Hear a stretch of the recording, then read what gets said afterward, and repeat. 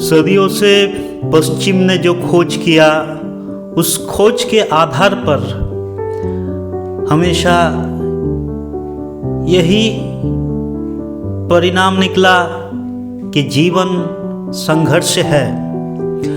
अगर जीना है तो संघर्ष करना होगा, चाहे पश्चिम का दर्शन हो, पश्चिम का विज्ञान हो।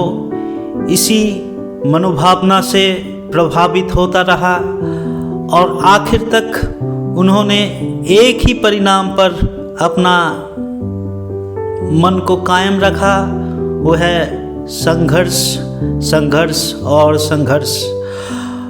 और इसी प्रमाणता के ऊपर निर्भर करके अमेरिका जैसे पश्चिमी देश युद्धास्त्र का व्यापार करने लगा और उसकी जो इकोनॉमी रही, उस इकोनॉमी में उसकी जो अर्थव्यवस्था रही, उस अर्थव्यवस्था में संघर्ष के लिए जो सारे प्रावधान, उनका मूल्य, उनका अवदान बहुत ज़्यादा रहा।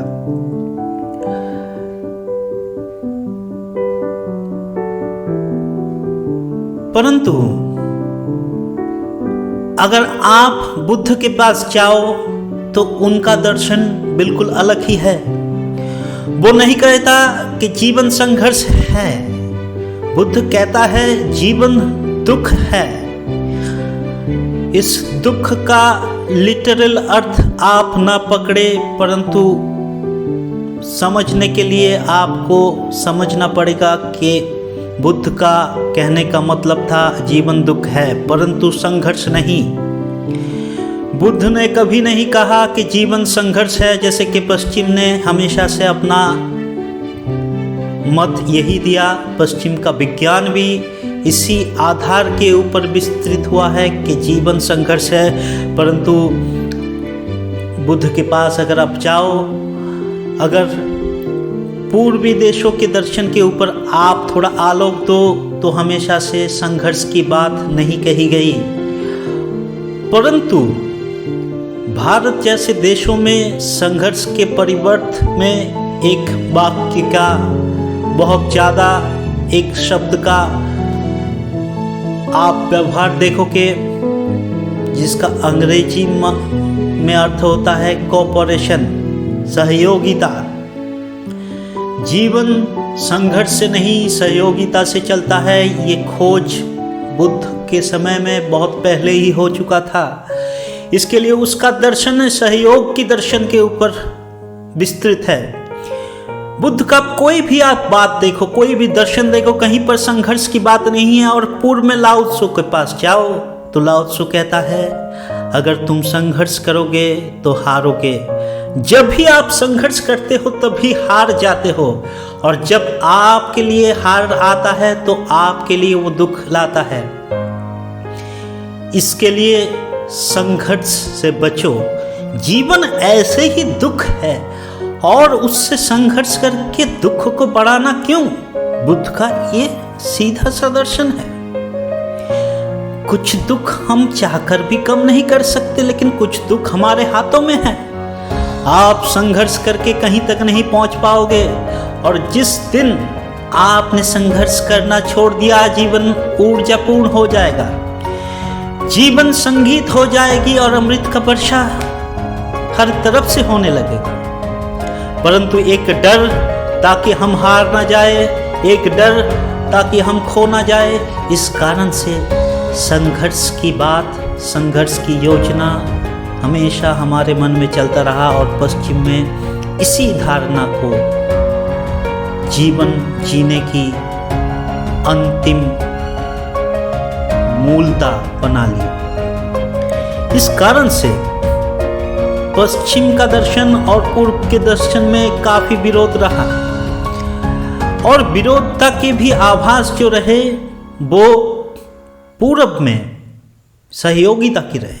आप किसी का विरोध कर सकते हैं, लेकिन उसके सहयोगिता करने से आप नहीं दूर रहेंगे। यही पूर्व का दर्शन रहा। इसीलिए पूरब के देशों में इतने सारे दर्शन विस्तृत हुए। यहाँ चारवाक आए, यहाँ सूफी आए, यहीं पर सनातन आए, यहीं पर आर्य आए, यहीं पर बुद्ध आए। हजारों दर्शनों का मेल यहीं पर लगा। संघर्ष के आधार पर अगर दर्शन कायम होता तो एक ही दर्शन कायम होता और बाकी सारे तलवार की धार से हटाए जाते, पर भारत में ये नहीं हुआ। पूर्व के देशों में ज़्यादातर ये चर्चा नहीं हुई। पूर्व की देश बहुत पहले ही खोज लिया था कि संघर्ष से जीवन जिया नहीं जा सकता, संघर्ष से जीवन को सुंदर नहीं बनाया जा सकता। और पूरे सृष्टि में आप कहीं भी देखो तो संघर्ष का कोई नामो निशान नहीं है। आपको बाहरी स्तर में जिसे संघर्ष लगता है वो जीवन जीने का कला है, वो भी सहयोगिता है। आपको ऊपर ऊपर से जो चीज़ें संघर्ष लगता है वो संघर्ष का कोई रूप नहीं है, वो बस सहयोग का रूप है। परंतु हमारी आंखें धोखा खा जाता है। हम सोचते हैं अगर संघर्ष नहीं करेंगे तो जीना मुश्किल हो जाएगा। परंतु एक बात को पूरब ने बहुत पहले ही समझ लिया था कि अगर प्रकृति में अस्तित्व बनाए रखना है तो संघर्ष नहीं, कोऑपरेशन चाहिए, सहयोगिता चाहिए। और जहाँ पर सहयोगिता रहेगा वहाँ पर जीवन चाहे वो कैसे भी मान का रहे, उसका अर्थ नीति, उसका समाज नीति चाहे जैसा भी रहे, सहयोगिता में जीवन में खुशियाँ आती हैं। और खुशियाँ ही आपके जीवन का अंतिम लक्ष्य होता है। चाहे आप जितने भी धन कमा लो, जितना भी अर्थव्यवस्था आपका महान बन जाए, जितने भी आप दूसरे देशों के ऊपर अपना मालिकत्व, अपना प्रभुत्व बना लो, परंतु आपके जनगण, आपके लोग खुश तभी रह सकते हैं जब वो सहयोगिता में विश्वास करें। पूरा कायनात, पूरा सृष्टि इसीलिए अस्तित्व में है और सुंदर रूप से चल रहा है क्योंकि वो सहयोग में है।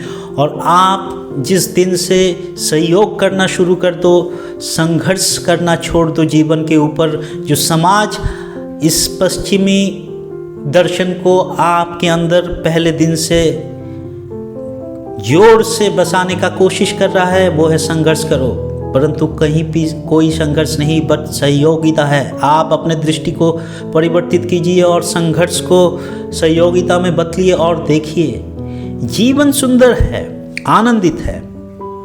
आप प्लेजर ओरिएंटेड लाइफ नहीं बचेंगे, आप पर्पस ओरिएंटेड लाइफ बचेंगे। और वो भी पर्पस, वो भी उद्देश्य जो यूनिवर्स का उद्देश्य होगा, जो इस ब्रह्मांड का उद्देश्य होगा, उससे आप जुड़ेंगे।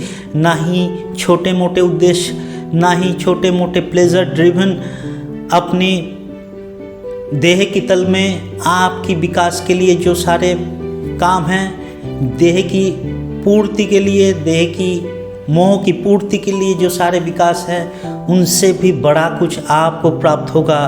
तब आप सहयोगिता में जाएंगे, तब आप खुशियों का दुनिया बसा लेंगे।